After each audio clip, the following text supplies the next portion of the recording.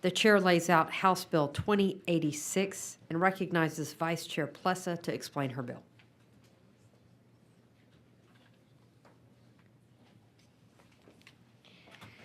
Thank you, Madam Chair and members of this committee for the opportunity to lay out House Bill 2086 before you today. House Bill 2086 strengthens protections against frivolous lawsuits by authorizing the court to conduct a hearing determining if a plaintiff is a vexatious litigant without first needing a motion from the defendant. Vexatious litigation has been a persistent problem for decades. In 1993, a single plaintiff filed 40 lawsuits against the court pro se, despite previous rulings dismissing those same claims. As a result, the Texas legislature enacted Chapter 11 in 1997 of the Texas Civil Practice and Remedies Code to address the growing issue of vexatious litigants. Often, a defendant is unaware the plaintiff is a vexatious litigant and is overly burdened by the time and legal cost of a meritless petition. Without proactive judicial review process, such litigants can continue abusing the system at the taxpayer's expense. This bill ensures our civil courts, funded by the taxpayers, can effectively identify abusive litigation, reduce unnecessary legal costs, and maintain judicial efficiency. This bill would address the overwhelming need for judges to streamline their courts and continue to maintain standards for free speech, due process, and the right of pro se litigants. Members, I am not an attorney, nor do I try to play one in the Texas legislature, but I will yield for any questions, and I have brought witnesses who are attorneys and who are judges and who work in our court systems that can answer any of these questions as well. And with that, I reserve my right to close, Madam Chair. Thank you, Vice Chair Plessa. Any questions? No? All right, we reserve your right to close. Thank you, Madam. There are a number of witnesses on this bill. We'll do this in panel style again, starting with the first, Eric Carcerano, Adam Schwartz, and Kristen Scheinberger. Okay.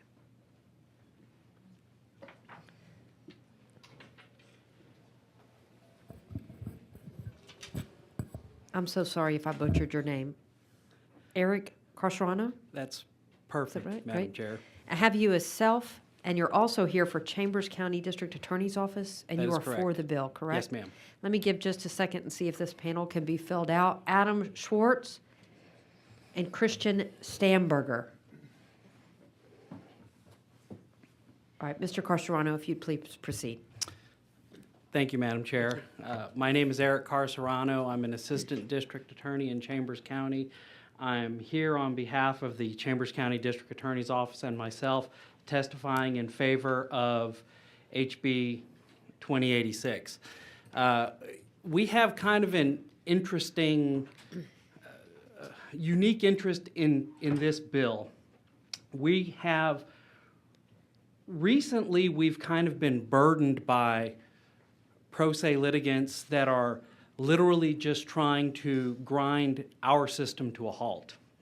We have a particular group of individuals who are legitimately charged with felony offenses, but they file numerous motions to recuse the judge, motions to try and remove the district attorney, judicial complaints, bar complaints. They email the Texas Rangers and the Justice Department every day. They file numerous open records requests, and I realize that's a completely different issue. But essentially what they're doing is their game is eventually, if they complain against everybody, try and have everybody removed, try and have everybody recused, that there will be no one left to investigate them, no one left to prosecute them, no one left to try them. And we're starting to see this more and more. And as a side note, you know, these individuals then get on Facebook and form groups with names like Chambers County Elected Terrorist Mob Removal, and they put these pleadings on Facebook for all the world to see. And none of the things they put on social media are true, by the way. They say things like the district attorney's deceased father, who was a crop duster pilot, was bringing barrels of cocaine into the county, and the first assistant is distributing cocaine, and everyone in the district attorney's office is doing cocaine. Essentially what they're doing is they are just trying to grind the system to a halt. And these are people who are legitimately charged with felony offenses. I think everything that we've done this session has revolved around judges moving their dockets and giving the judges the ability to move their dockets. And I think this gives judges a tool to be able to streamline these situations, to be able to handle their dockets. And I know this bill doesn't solve all the problems, but I think if we can use this bill to start the conversation about vexatious litigants, I think we've done our job. And I'll be happy to answer any questions. Thank you, sir. We're going to finish out this panel, and then we'll Yes. take questions from the entire committee. Adam Schwartz. Yes? Yes. Welcome. I have you as Adam Schwartz with the Dallas County Justices of the Peace, and you are for the bill. Is that correct? Yes, ma'am. You may proceed. I wanted to start by thanking Madam Vice Chair and the rest of the panel. I really do appreciate your service. This is not easy work. My name's Adam Schwartz. I'm the Justice of the Peace in North Dallas for Precinct 3, Place 1. I've been authorized to speak on behalf of all of the Justices of the Peace who are very much in support of HB 2086, which allows a court to make a motion on its own to have a hearing to designate an appropriate party as a vexatious litigant, obviously subject to the rest of the rules of Chapter 11 of the Civil Practice and Remedies Code. Passing HB 2086 into law makes courts and dockets more efficient, and it also protects the rights of all of the litigants, both plaintiffs and defendants. Justices in Dallas and across Texas are routinely seeing cases without merit being repeatedly filed against different defendants. The different defendants from the different cases rarely know about each other, but the court can see it. Sometimes the defendants are people, sometimes they're companies. In Texas, if you're a company and you appear in justice court, it has to be through an attorney. So that is more or less mandating a minimum expense of whatever the cost of an initial retainer is every time a company has to defend itself. The rules currently only allow a hearing to be held to determine if somebody is a vexatious litigant if a defendant makes a motion. The court has no power to make that motion itself. Again, the most important point and why the bill is filed is because the situation is such that none of the defendants are going to be able to spot a vexatious situation where somebody's abusing the system we have in place to file unmeritorious cases that ends up costing time and taxpayer money. I'd also like to address some of the concerns that might be voiced by some folks who I think would be in opposition to the bill. I don't see any First Amendment issues or access to justice issues. The bill as written has no detrimental effect on access to justice, nor does it impact a First Amendment right to file a petition to address a grievance. A vexatious litigant is still allowed to file new litigation. They just have to get approval from a local admin judge. That judge has to take a look, make sure that it has merit. That way, we're avoiding having all of these junk cases clog up the courts, and that's what's costing everybody the time and money. This process is already in place, right? And there's no argument that the process is compromised or anything like that.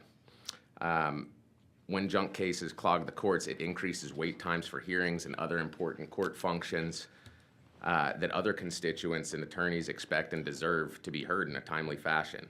That scenario doesn't respect the rights of those people and those businesses, and we can fix that and make government go a bit better for folks. As far as limited resources go, the courts have limited resources, including time, money, and personnel, right? And when those valuable resources get expended at a 10-to-1 ratio, which is about what it takes to deal with one of these cases getting filed in the way that they're filed, often hand-filed with a large number of attachments to them, there's like 10 cases that we can't scan, process, upload, and those resources can't be utilized in furtherance of other cases and constituents whose rights have now been delayed. And as some very important people have said famously, justice delayed is justice denied.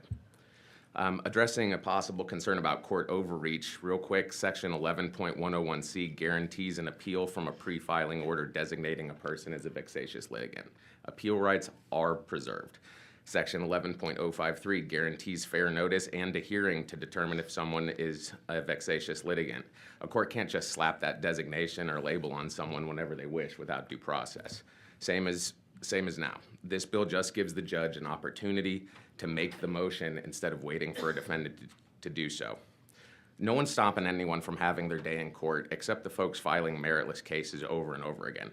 That's who's that's who's delaying justice in this scenario. Passing HB 2086 into law makes courts and dockets more efficient and protects the rights of all of these litigants.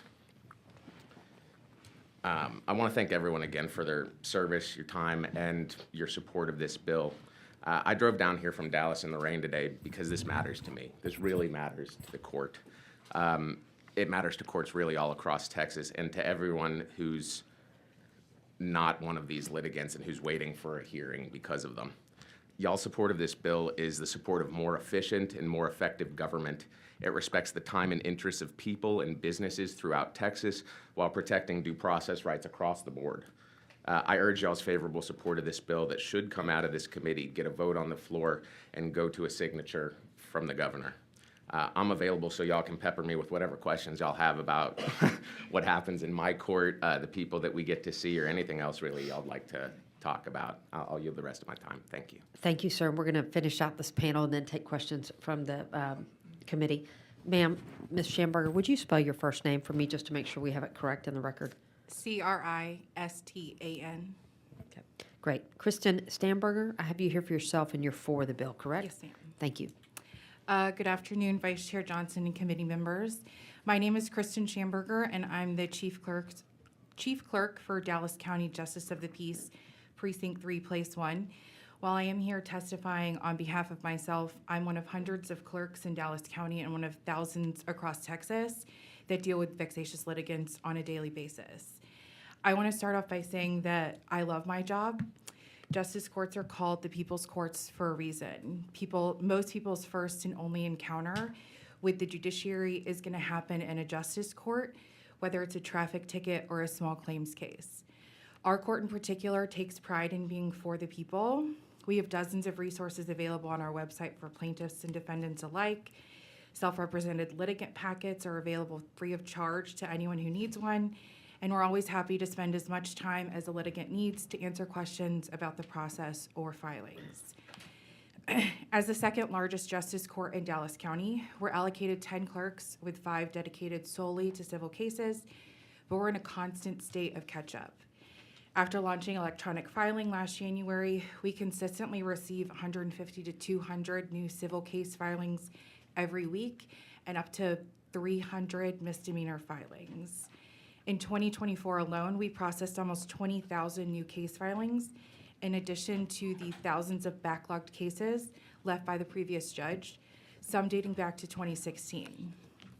Trials in civil cases are often set out 6 to 9 months in advance, and we just had to schedule an additional day for the ADA to come in for misdemeanor cases.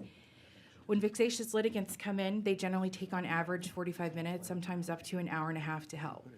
They're people that, while they file 1 to 2 cases a month, they're still not familiar with the filing process and often have to make several corrections to their filings before they can be processed. In the time it takes to help one vexatious litigant, our clerks can set 10 cases for trial, process 5 new cases, and respond to a dozen emails or calls. This doesn't even count for issues with service or pretrial or post-judgment filings. We're always looking for new ways to make our processes more efficient and justice more accessible for the residents of Dallas County, but it becomes increasingly difficult when we're faced with individuals who are repeatedly filing cases without the proper procedures or show a clear understanding of the legal process. These individuals often burden the system, not only slowing down the work for other litigants, but also consuming a disproportionate amount of staff time and resources that could be spent addressing the needs of other, more pressing matters. While everyone has a right to access the courts, it's important to recognize that there needs to be a balance to ensure that the judicial system remains effective and efficient for all. As I said, in Dallas County, we pride ourselves in providing accessible legal processes, but when a person becomes a vexatious litigant, their filings become an overwhelming challenge for clerks like me, which detracts from the time we can devote to other essential duties. We understand that the legal system is complex, and many people come into it without a full understanding of how it works. That's why we make every effort to assist people, even those unfamiliar with the filing process. But the volume of cases filed by vexatious litigants sometimes makes it extremely difficult to maintain a smooth operation. More resources and a more structured approach to dealing with these individuals could allow us to better allocate our time and improve the overall efficiency of the court system. At the end of the day, we want to ensure that everyone has equal access to justice. However, without an effective means to manage and limit the actions of vexatious litigants, we risk overburdening the system and delaying the timely resolution of cases for those genuinely seeking justice. Thank you for your attention and for considering the challenges faced by clerks like myself and the judiciary as a whole. I appreciate your favorable consideration of HB 2086. Thank you all for your testimony. Representative Schofield. Thank you all for being here. As you know, the current law, I think since 1997, recognizes the court's ability after a hearing to rule that the litigant is vexatious if there's a motion from a party. And this bill, the change it would make was the judge could do it on his or her own motion. And Mr. Schwartz and Mr. Carcerano, you each said something that made me see it in sort of bold relief. Mr. Schwartz, you said that a lot of the times the vexatious litigant is firing off pieces of litigation at different defendants who wouldn't even know each other. Right. So no one defendant, as I understand your testimony, don't let me put words in your mouth, no one defendant would see enough of this to file a motion, but the court sees all of it. Is that basically what you were explaining to us? That's a spot-on analysis, yes. Okay, can you give me an example of something that you've seen either in your court or just in practice? Let me give you two. Two different litigants. One of them has filed 7 cases since the beginning of the year. 5 of them have already been dismissed. 2 of them are still open. None of the defendants are the same people. None of them have any kind of correlation to one another.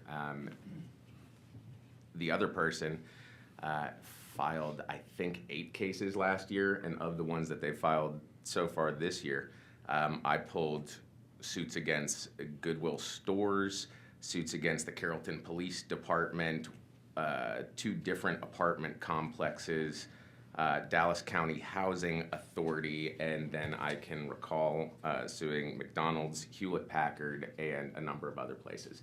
And none of them have any idea that anybody else is involved in any kind of litigation, much less the plaintiff who's filing 10 cases. So none of those defendants individually would be likely to file this motion. Correct. But the judge sees all of this. Correct. All right, and that again, it makes me see it in a different way because I think of a vexatious litigant as someone who's harassing an individual or a company or somebody they don't like, and they're repeatedly suing them, and that person is feeling the burden of it and the cost and the expense. But you're telling me it's really, in addition to that, there's all of the burdens on the court's time and the court staff's time dealing with what you can see is a vexatious litigant, even though no one defendant would think that. Yes, sir. There's an additional scenario that's come up where somebody has been filing cases over and over again, does a statement of inability to afford the costs, so the county takes on the cost of filing it. They never actually serve anybody. Just about a month, maybe 6 weeks later, they go ahead and non-suit the case and dismiss it. I don't know what their reason for doing that is, but Other than just to harass the court and make you run around and chase your tail. that's kind of how it feels, but it could very well be there's just something going on interpersonally with that person that doesn't have anything to do with us, but this is their outlet. I'm not sure it's an appropriate outlet for them to be using. It's another reason why I'm here. And Mr. Carcerano, what you said, I didn't really put it together till what Mr. Schwartz said, but you were talking about either defendants or people who have issues in your court who are trying to disqualify everybody they can think of. So they're individually suing different people. Yes, sir. That is the exact situation. We have a particular individual, and this individual is legitimately charged with a first-degree felony that was presented to the grand jury, that is set for trial, that we've been trying to get to trial for a long time. And he's on his well, he's been through about 3 or 4 lawyers. Now he's pro se. We're on about our 4th visiting judge because he files judicial conduct complaints, motions to recuse, tried to recuse the judge of the administrative region. The motion to recuse is now pending before the Chief Justice of the Texas Supreme Court because there's a procedure where you can actually take a motion to recuse to the Chief Justice of the Supreme Court. So that's pending there. So no one of those defendants, under the current law, before Ms. Palazo's bill, nobody would really be likely to seek relief because they only had one case filed against them.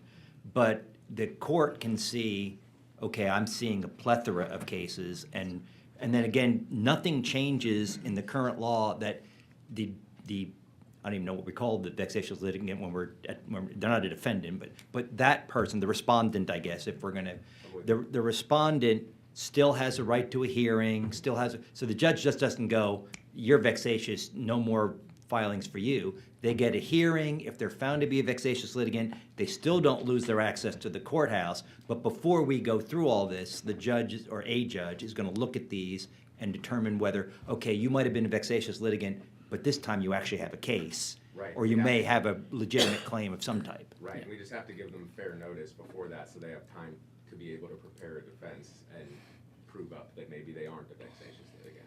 So without this bill, neither of the two types of circumstances that you're talking about would likely be remedied under the current law.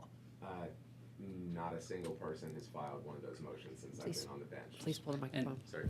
Not a single person has filed one of those motions since I've been on the bench, and it's been a number of years now. Thank you, Madam Chair. Thank you. Thank you, Chairman? Madam Chair. Chairman Dutton. Thank you, Madam Chair. In Texas, the vexatious litigant is somebody who has no reasonable probability to prevail in the current litigation. Is that generally right? That is correct. Should that apply to defendants too? Are you talking about, defendants are generally the ones being sued, not Well, doing the suing. I understand, but suppose they don't have any reasonable expectation of winning the lawsuit. They still have a due process right. Well, why wouldn't the plaintiff have that? They do. That's why there's an opportunity for a hearing and fair notice for that hearing.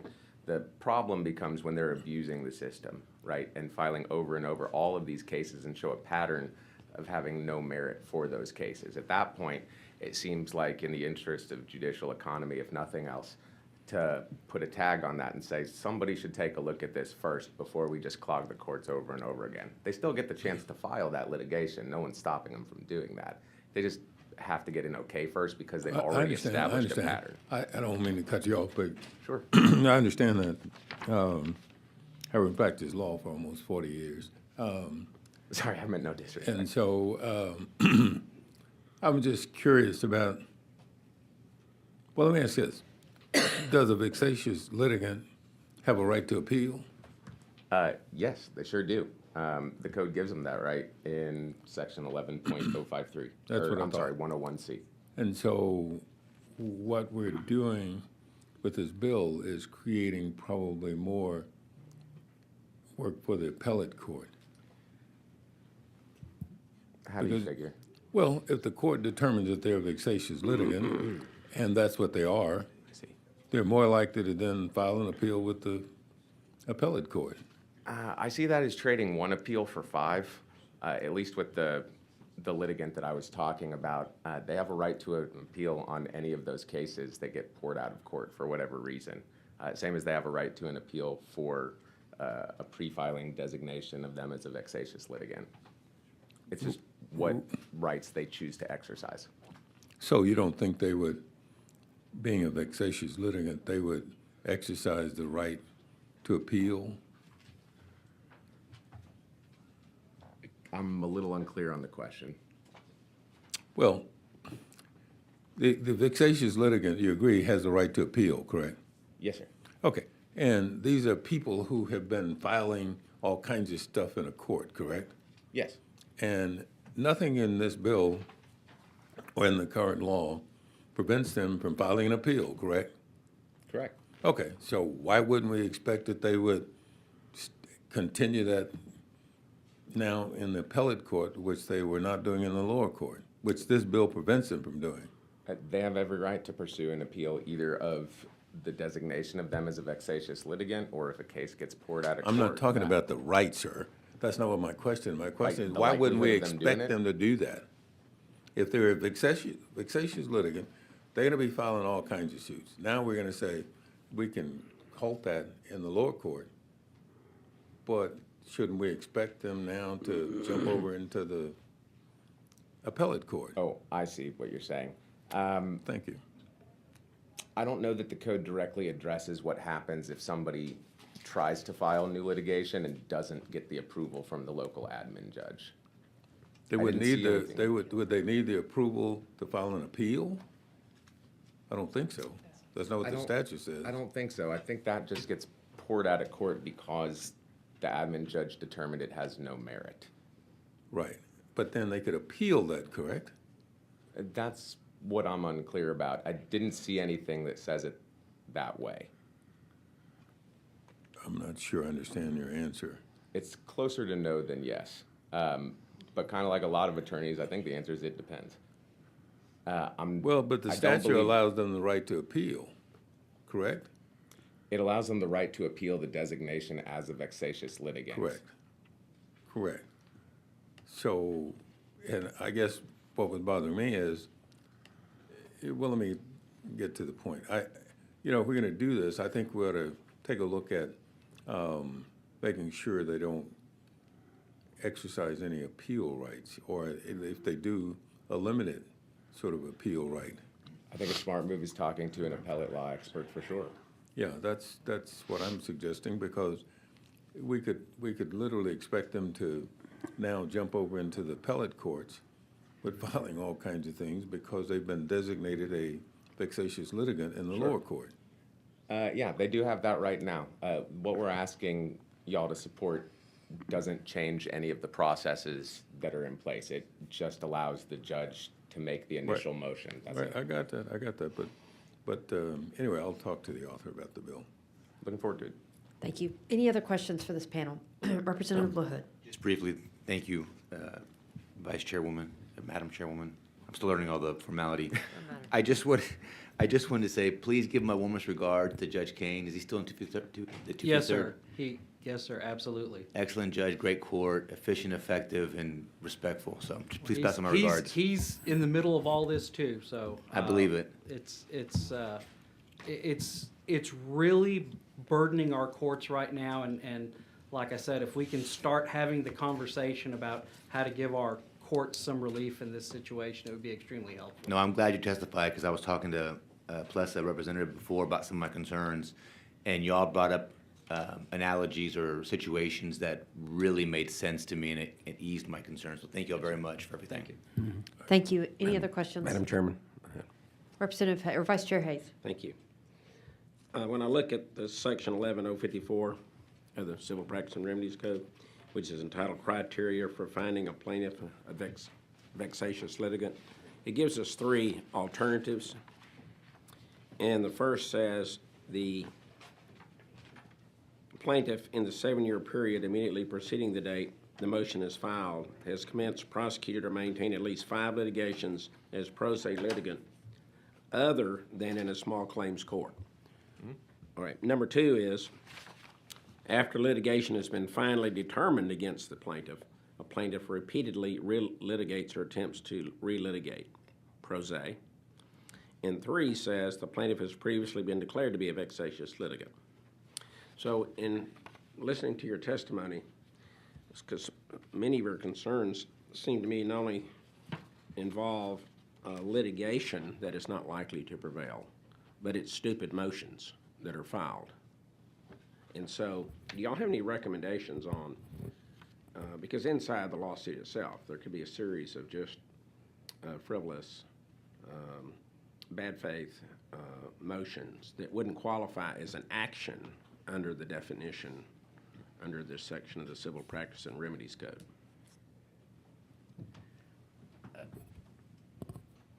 If I may, I think this gets us closer to where we want to be as far as filings go.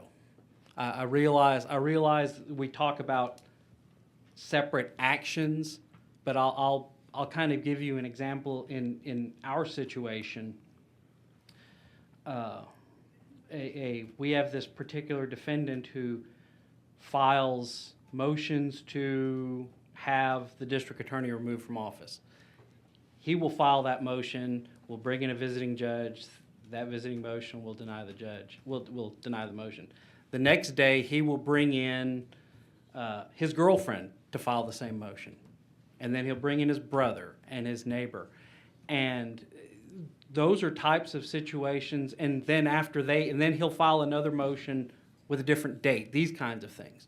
So under the literal definitions that are in the code right now, those are all separate people, and that's one action by several different people. But I think the spirit of the statute should be able to get a judge there to a judge where a judge can say, no more, this is it, we're not going to hear this matter again. Okay. My second question is, under the second example of how you can have someone deemed a vexatious litigant, because number one said five actions in the last 7 years. Yes, sir. Number two just says the plaintiff repeatedly relitigates or attempts. So what is y'all's experience on what does repeatedly mean? Is that 2 times, 3 times, 4 That's times? the situation that I was just bringing up. We've had, you can look on this and to address the issue that I'm sorry, Chair Dutton has gone to address his issue. Our matter's gone to the court. Our matter has gone to the 14th Court of Appeals, and our vexatious litigant files hundreds and hundreds of pages at the Court of Appeals because every motion itself becomes an attachment to the next motion that he files, and these pretty soon you have hundreds and hundreds of pages, and the at the end of the day he does nothing. He just keeps filing motions asking for the same things over and over again at the Court of Appeals, and I think eventually the Court of Appeals finally shuts him down. But this in our situation, this defendant's and I attribute it all to him, even though there's 4 or 5 people filing these pleadings. He's probably filed 30 or 40, and they all say the same thing, do the same thing, and none of it has any merit. Okay. Judge Schwartz. So for our experience, it's a little bit different, but along the same lines, right? I'll end up having, usually it's a small claim or a debt claim where somebody has had the case heard, they didn't really like the ruling, and so they'll try filing it again. To me, I feel like somebody should get one free bite at the apple in case it's a mistake. So unless something happens a few times and I can establish a pattern, I'm not really raising an eyebrow to it. The concern I would have that I'd want to clarify is in cases like evictions. I don't think this would be applicable to a situation like that for 2 reasons. One is because different interests accrue as time keeps going on, right? For even just in monetary terms for back rent, for example. But beyond that, there's a specific carve-out for eviction cases where res judicata, civil double jeopardy just doesn't apply. Those cases can be filed again and again, and it's explicit. So for these purposes, I think somebody who has just disagreed with the court's ruling and keeps going back again and again and again, that's how I'd read provision number 2 in that section. Thank you. Thank you. Members, any other questions? Thank you all again for your testimony and your time. The next panel will be Peter Beasley, Steve Wofford, and Brandon Johnson. Again, Peter Beasley, Steve Wofford, and Brandon Johnson. Thank you all again. Thank you.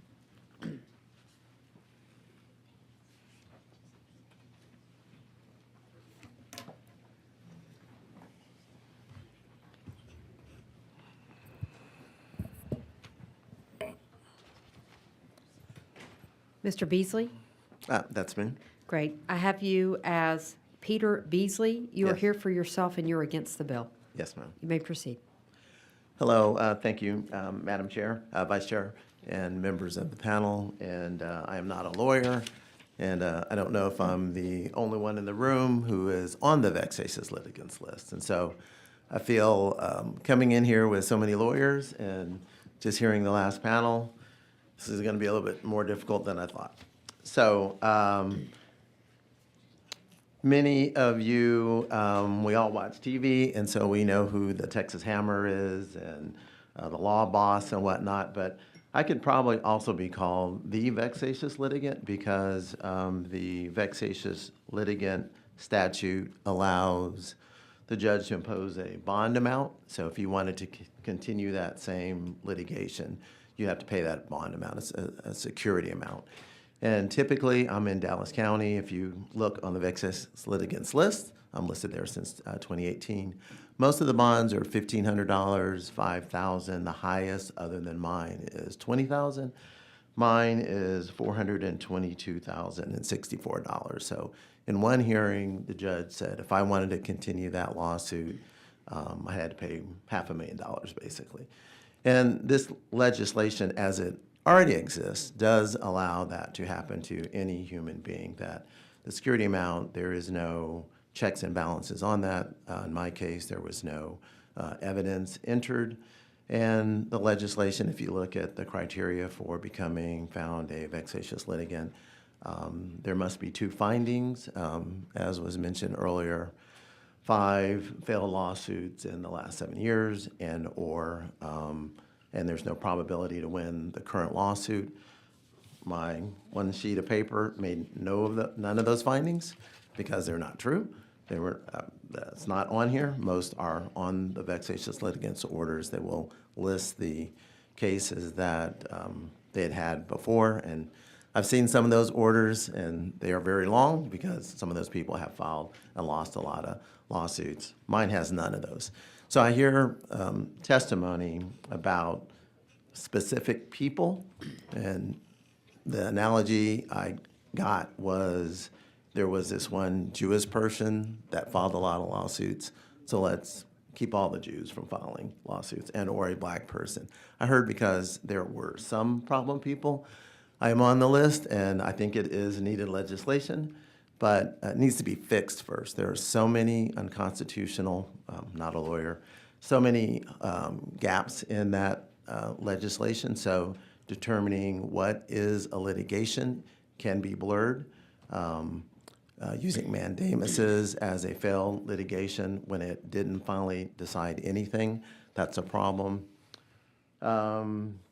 If you do the math, and I'm an electrical engineer from UT Austin, went to UT Austin, a lawyer told me in my fight to deal with this problem that I now have in my 60s, that it's a legislation that's been used to segregate people. And so I did the math in Dallas County, and 72% of the people that are put on the vexatious litigants are black, turns out. And so you'd have to look them up. You can look at their filings. You can find their phone number. I've talked to most all of them, and since I've been on the list, I've interviewed, and so I have the racial breakdown. The most vulnerable are black women that end up put on there. Seemingly more so, black people in Dallas County are only 24% of the population, so how could 72% of the people on the list be black? And we are not likely, in civil court filing lawsuits, more so than people who are not black. Also, in my case, I was not the person who filed the lawsuit. The defendants filed the lawsuit. And so you're supposed to be the plaintiff. How about that? You're supposed to have 2 findings. I didn't have that. And then a $500,000 security amount, so it made it impossible. There were so many items that I heard in the prior panel that were incorrect, that was stated, that no one judge would be able to see all of those patterns. These people could be filing lawsuits in different counties, in different courts, so it's not that that judge would see that pattern. Also, the judge would become the prosecutor and the judge and the juror, because typically there is a defendant who files it, and they will have to pull all the records together and submit those. So I guess the judge has to investigate the person, find all of the cases, the judge submits them, and then the judge rules on it. And you'll find that if you're on that list, again, I don't know if anybody in the room is on it, you can't hire a lawyer because lawyers don't like to represent vexatious litigants. Your lawyer will soon find out that, guess what, they can't sue you because they can't file a lawsuit. The local administrative judges who may allow you to file a lawsuit is permissive. It is not, if it's found to not be frivolous, they must let you. It is permissive that they may let you. So you could never appeal that because it's an appeal by mandamus. And so you could never find an abuse of discretion if the local administrative judge does not allow you. There are so many other loopholes. I don't know where I am, my 3 minutes. If you're about ready to wrap up, that's great. Let's see here. The right to appeal is very, very narrow. Yes, the person adjudged to be a vexatious litigant has an accelerated interlocutory appeal that they can make, but they would not know that typically. They will lose that right, and then you lose rights for all of your life. If you are found a vexatious litigant, you can never get off the list. In some states, you can get off of it in a period of time. The governor cannot pardon you. You can be a murderer and get pardoned, but if you're a vexatious litigant, it's that way for the rest of your life in Texas, which is not good. And there are many ways to fix the bill other than allowing the judge to just sua sponte, call a hearing, and then declare someone a vexatious litigant. Could extend the time for someone to file that motion. It's 90 days, and it could be extend that to 120 days or 6 months if they feel the person might be a vexatious litigant. There's many other ways that are protecting of those people that could actually not be a vexatious litigant or shouldn't be found to be one. Thank you, Mr. Beasley. Also, let the record reflect Speaker Pro Tem Moody is present. Mr. Johnson will take your testimony and then open up the panel for questions from the committee. Mr. Johnson, I have you as Brandon Johnson. Here is yourself, and you are against the bill. Is that correct? That's correct. You may proceed. Okay, and I want to say I sympathize with the previous panel because I've actually been sued in federal court by what I would call a vexatious attorney. But since attorneys don't get held accountable, this bill would not apply to them. And we did prevail in that, myself and another pro se litigant, we did prevail in federal court, which I know that's different from state court, but nonetheless, this is actually a silver bullet bill against pro se litigants, is what this is.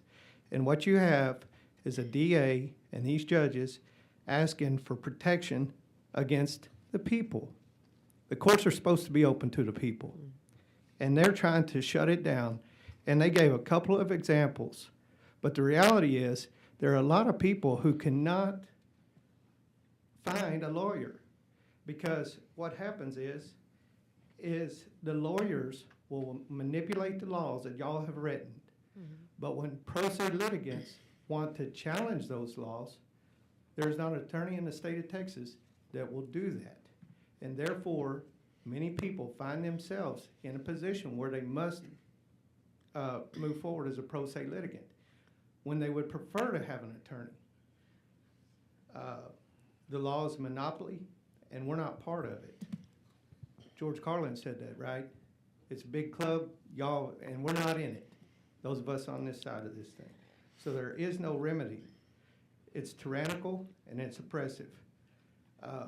There's a lot of buzzwords that have been used in this committee, talking about efficiency, effective, judicial efficiency, and stakeholders. But what's not included is the people being a stakeholder in the laws that y'all are passing. And therefore, I thank you for allowing me to testify. Thank you, Mr. Johnson. Members, any questions of this panel? Thank you both very much for your testimony and your time. Again, Steve Wofford. Okay, moving on to the next panel, George Saldana, Chapman, and Cody Taylor.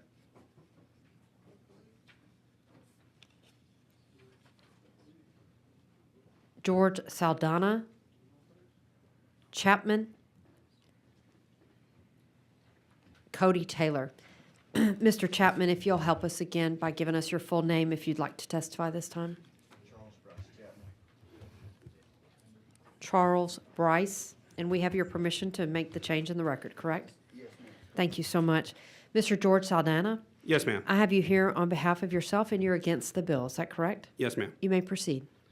So we talked about patterns, and one of the things that I saw in the first, panel is 3 legal officers of the court talk about pro se litigants.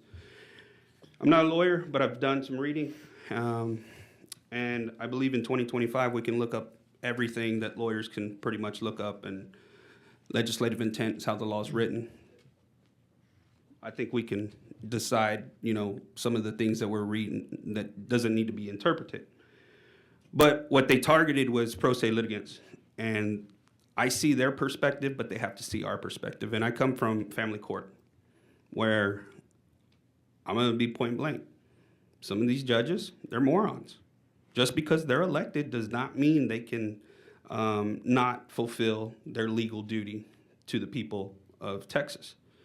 And in Harris County, we have judges that are actively removing constituents from their courtroom, using the bailiffs to push us out. That's First Amendment. That's like bare fundamental law, right? Courts shall remain open, and you have 2 district courts in Harris County pushing people out. Bare fundamentals. I've asked for a habeas, I was denied. I had to file 3 enforcements because the judge would not set a hearing for me. The family code says shall set a hearing. The judge shall set a hearing. And the judge wouldn't set a hearing. So when you give these judges power to sua sponte and just say you're vexatious, I've lived that. And I'm the respondent in family court. I'm fighting to see my son. Not only that, but I have a compelling state's interest before the state starts limiting my fundamental rights as a parent. I have a duty for care, control, and protection of my child.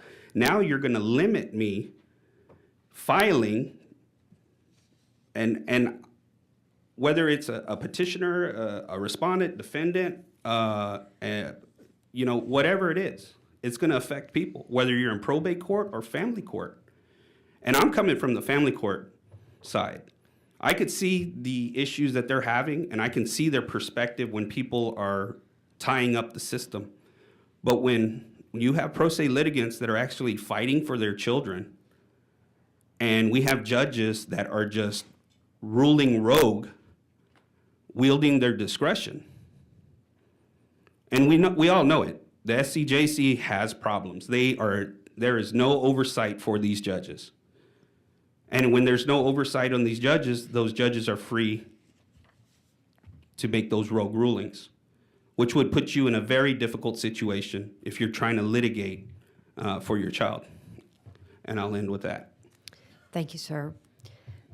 Charles Bryce Chapman, have you here on behalf of yourself, and you're against the bill, correct? That is correct, yes, ma'am. Please proceed.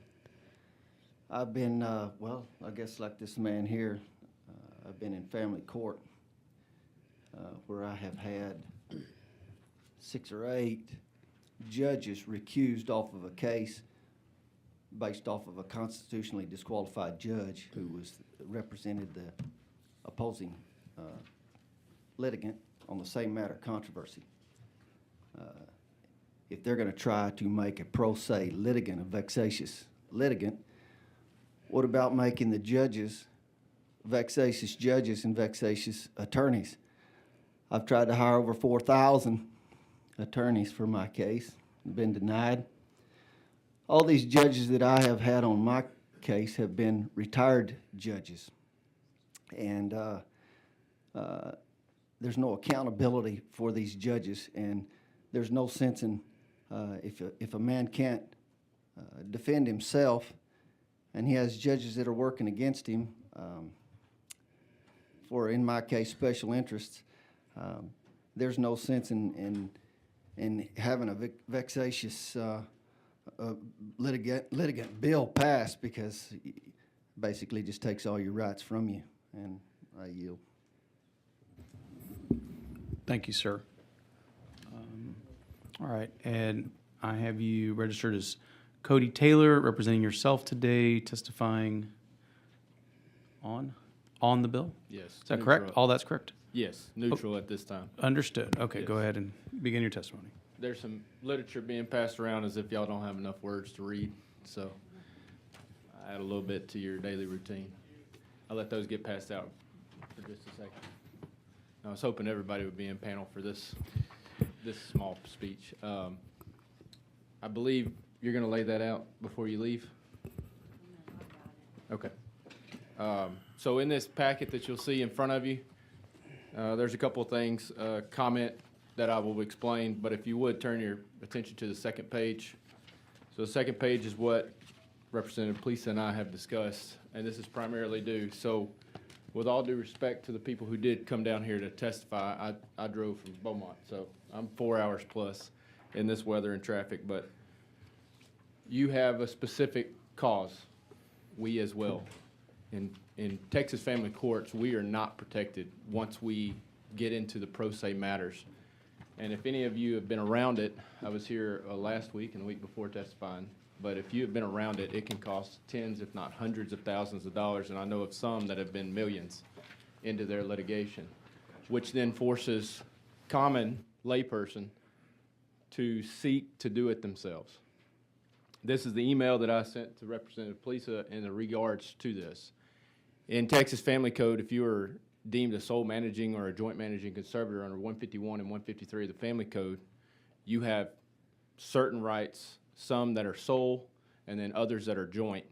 If you are deemed a vexatious litigant and it coming out of family court, and let's take away the civil cause or the criminal cause to that, you have lost a very substantial reason as to why you become pro se to zealously, right? That's in ABA. Zealously fight for your child or your rights. I can't stress this enough, that there should be, and for what we've discussed with Representative, is that there should be exclusions to this chapter.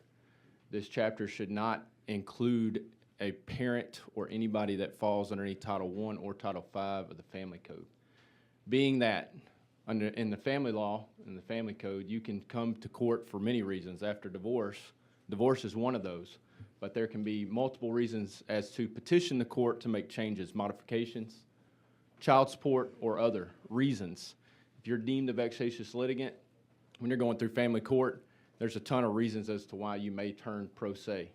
And I can attest to a lot of the stories that have been heard over the last 3 sessions that I've been a part, that there's a lot of judges out there in family court that absolutely do not uphold the law. I would ask you to turn to page 3 into that packet. You can see the SCJC reprimand of the judge that was in my court case. So I'm gonna give you a scenario,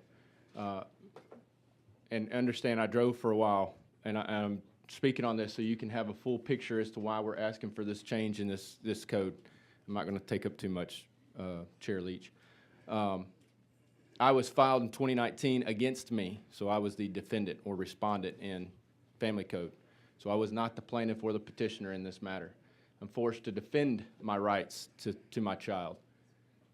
That lasted 3+ years.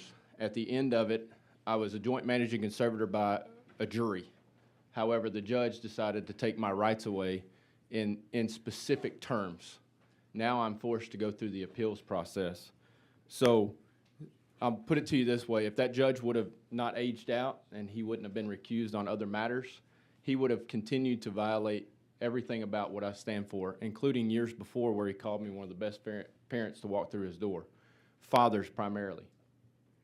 It's amazing what can happen in inherent bias whenever you walk through family court. But he was sanctioned. Imagine if a vexatious standard would have met his doorstep and where I would have been today. I also want to make you turn to, or have you turn to the last portion of that packet, which is what Representative James White asked Attorney General Ken Paxton at the time, and what he was asking for is that it's fundamental right for a parent. I understand your cause and why you're here, but in family court, this is why we're here, to protect the fundamental rights of parents. Unless you don't have sole managing or joint managing conservator rights to the child going through child custody, I don't think any of that should ever be underneath the stipulation of a vexatious litigant. Primarily because there's no time limit to get off for a parent. So let's say that you do get vexatious, there's no way that you can have an annual review other than an appeals process. There's actually, when you ask the court to then, if you're on the vexatious, to say, I want to file that, become the plaintiff petitioner in that matter, that judge doesn't have a time frame as to when they actually can rule whether you have merit for a case or a cause. That there needs to be something potentially inside of that if we're going to continue down this path without specific exclusions in family code. They need to make at least a 90-day, 120-day, some type of ruling so that the appeals process or mandamus process can start, right? The other side of that, too, is family court cases Hey, sir, I got to ask you to start to wrap up your testimony. sir. We're listening and we care, but we've got other bills with multitude of other witnesses. So Yes, if I sir. can get you to come to a stopping point. Yes, sir. There just needs to be a standard, and I believe she's going to lay that out, is that Title I, Title V, and anybody inside of child support should be under the family court, excluded from the vexatious side of this standard. I appreciate your time. Yeah, thank you. Thanks for your testimony. Members, any questions? Okay, thanks. Appreciate y'all being here. Does anyone else wish to testify on, for, or against House Bill 2086? Okay, seeing none, the chair recognizes Vice Chair Plesa to close on the bill. Thank you, Mr. Chairman and members, for the opportunity to lay out this bill before you today and for the opportunity to strengthen protections against vexatious litigants in Texas, making our courts more efficient and saving taxpayers money. I would first of all like to thank everyone who showed up to testify on, for, or against this bill, but I also want to apologize for some of the comments that were made against our attorney friends, judges, and those who work in our court systems. With that, I'd be happy to answer any questions you guys might have. Hope for your favorable consideration on 2086. And with that, I close, Chairman. Thank you. Vice Chair, members, any questions for the bill's author? All right, thank you. Thank you. Appreciate you being here. Thank you, Chairman. The chair will leave House Bill 2086 pending at this time. The chair now lays out House Bill 3441.